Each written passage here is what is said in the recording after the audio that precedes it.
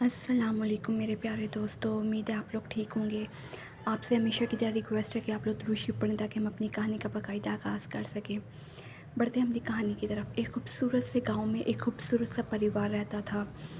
उसका ख़ानदान का सरबराह अपनी बीवी से कहता है, ज्योति ज्योति मैं जा रहा हूँ, तुम अपना ख्याल रखना। असल में ज्योति अपनी नौकरी के लिए बाहर जा रहा था काम के सिलसिले में, ताकि अपने परिवार को एक खुशगवार ज़िंदगी दे सके, उनकी खुशियाँ पूरी कर सके। तो आखिर में ऐसा क्या होता है कि उसका परिवार उसी के नेक अमल से खुश नहीं होता। ये हमें कहानी के एंड में पता चलेगा। आखिर ऐसी क्या ज़रूरत है कि आखिर ऐसी क्या ज़रूरत है जी इतनी दूर जाने की। आप साल 2 साल में मुश्किल से एक आध बार ही आते हो घर, और पीछे मैं अकेली रह जाती हूँ। जतोई गुस्से से बोली, देखो जतोई, मैं ये सब कुछ हमारे मुस्तकबिल के लिए कर रहा हूँ। कल को हमारा ख़ानदान बढ़ेगा, बच्चे होंगे तो इनके फ्यूचर के लिए भी तो कुछ कर सोचना होगा ना। इसलिए हमें अच्छे से पैसे तो कमाने होंगे ना। मैं समझ सकती हूँ अब ये सब अपने ख़ानदान के लिए कर रहे हैं, लेकिन आप जानते हैं ना माँ, बहू जी की भी अब तबीयत ठीक नहीं रहती। ऐसे में अकेले में मैं इन्हें कैसे संभाल पाऊँगी। आप यहाँ रह जाएं, दोनों साथ मिलकर थोड़ा हाथ बटा देंगे एक दूसरे का, थोड़ा कमा लेंगे, थोड़ा खा लेंगे, लेकिन साथ एक परिवार में तो रहेंगे, लेकिन कम से कम साथ तो रहेंगे। ये सब कहना आसान होता है जतोई। अच्छा तुम अपना और माँ बहू जी का ख्याल रखना और फ़िक्र मत करना, मैं हर महीने पैसे भेजता रहूँगा। अब अच्छा मैं चलता हूँ। जतोई का शोर उसे वीडियो कॉल करता है, और जब वीडियो कॉल करता है तब भी काम की बातें करता रहता है कि ऑफ़िस में ये हो गया, वो हो गया, आज हमने यहाँ प्रोजेक्ट करना है, इतने पैसे आएंगे, फ़लाँ फ़लाँ और वगैरह वगैरह। जतोई इन सब बातों से बहुत परेशान थी। अब जतोई की शोर की वीडियो कॉल आई, उसे कहता है, ले देखो, आज मुझे एक बहुत बड़ा प्रोजेक्ट मिला है। इसमें अगर हम सक्सेसफुल हो गए तो बहुत शानदार रुपए मिलेंगे और प्रमोशन भी होगी। और हाँ शायद, अच्छा तुम सो जाओ, मैं ऑफ़िस की एक फ़ाइल तैयार करनी है। मैंने ऑफ़िस की एक फ़ाइल तैयार करनी है। बहुत बड़ा ऑर्डर मिलने वाला है हमारी कंपनी को। अगर मैं इसमें कामयाब हो गया ना तो समझ जाओ प्रमोशन हो जाएगी और मेरी तनख्वाह भी बढ़ जाएगी। ये तो जब भी विक्रम से बात करने की कोशिश करती तो वो ये बस अपने काम की ही बातें करता है कि कैसे पैसे कमाए जाए और कैसे बचाए जाए। ऐसे ही वक्त गुजरता रहा और एक एक करके जतोई ने दो साल के गैप में 3 बच्चों को जन्म दिया। इसी दौरान इसके ससुराल का इंतकाल भी हो गया। अब जतोई के लिए इन 3 बच्चों की परवरिश करने लगी। ए अल्लाह, घर का राशन पानी तो ख़त्म हो गया, अब 3 बच्चों को अकेले छोड़कर कैसे जाऊँ। एक काम करती हूँ, पड़ोसन की अनीता को बोल देती हूँ, वो लाला की दुकान पर जाकर सौदा सलफ ले आएगी और मैं बच्चों को घर में देख लूँगी, अकेले इनको छोड़कर नहीं जा सकती। ज्योति अपनी पड़ोसन के घर जाती है और उसे कहती है, नीता बहन, घर का राशन ख़त्म हो गया था तो लाला के पास पर्ची भेजनी थी। तू बाज़ार जाते हुए पर्ची लाला को दे देना, वो अपने आदमी से कहकर राशन मेरे घर भिजवा देगा। कोई बात नहीं जतोई बहन, मैं बोल दूँगी। ऐसे ही वक्त गुजरता रहा और अब तो विक्रम मुश्किल से ही 3-4 दिन के लिए घर आता। एक रोज़, अब तुम सब इस बड़े घर में रहना, पता है मैंने कितना पैसा लगाया है इसमें। घर तो बड़ा ले लिया, लेकिन अभी भी मैं इसमें रहूँगी तो अकेली ही ना, इन बच्चों के साथ।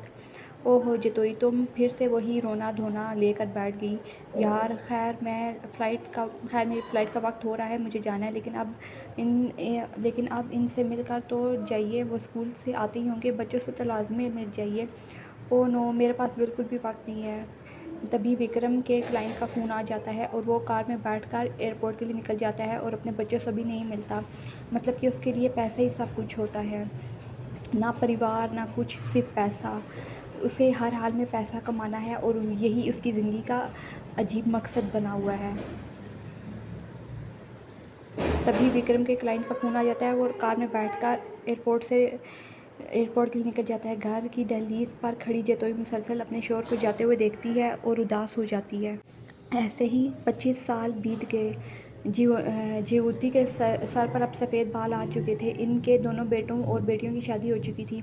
घर में दो बेटियों और बहुओं के साथ अब वो काफ़ी खुश थी। एक रोज़ दरवाज़े की घंटी बजी। कोमल बहू, देखो तो कौन है दरवाज़े पर। अरे रुको मम्मी, मैं देखती हूँ। अभिषेक दरवाज़ा खोलता है तो सामने इसके वालिद विक्रम सिंह खड़े होते हैं। कौन है बेटा? माँ जी, जी आए हैं, माँ जी, पिताजी आए हैं। विक्रम अंदर आता है तो फिर भरे पूरे ख़ानदान को देखकर हैरान रह जाता है। आ गए आप? हाँ जतोई, इस बार हमेशा हमेशा के लिए आया हूँ। अब मैंने काम से रिटायरमेंट ले ली है, सोचा अब अपनी बीवी बच्चों के साथ वक्त गुजारूंगा। तभी पीछे से दो बच्चे दौड़ते दौड़ते खेलते खेलते आते हैं। जतोई, ये बच्चे किसके हैं? विक्रम हैरानी से जतोई से पूछता है। ये बच्चे हमारे दोनों बेटों के हैं, यानी आपके पोते हैं। क्या दोनों बेटों के?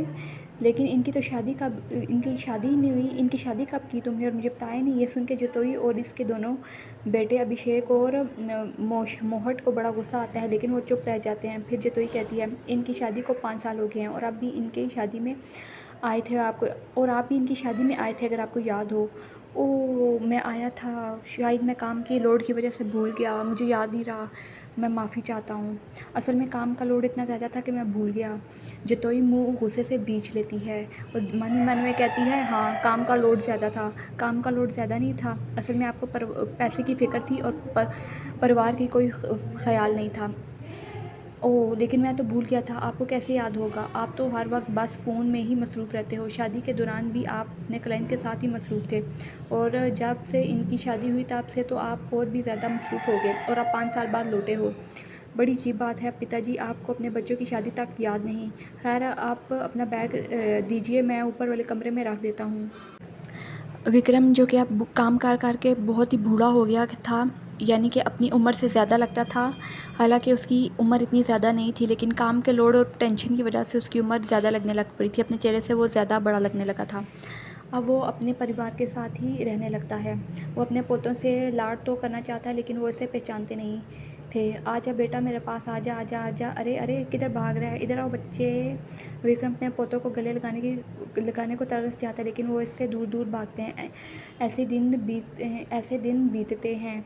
एक रोज़ विक्रम के हाथ एक कागज़ लगता है। इसने खोल कर देखा तो वो हैरान रह गया। ये क्या? अरे ये तो अमेरिका की कंपनी का ऑफ़र लेटर है मेरे बेटे अभिषेक के लिए, लेकिन इसने ये गुड न्यूज़ अभी तक घर में किसी को बताई क्यों नहीं? हो सकता है वो सबको सरप्राइज़ देना चाहता हो। नहीं नहीं, सबको बताकर मैं इसका सरप्राइज़ ख़त्म नहीं करना चाहता, लेकिन आई एम प्राउड कि मेरा बेटा इतना काबिल बन गया, ये भी मेरी तरह खूब पैसा कमाएगा।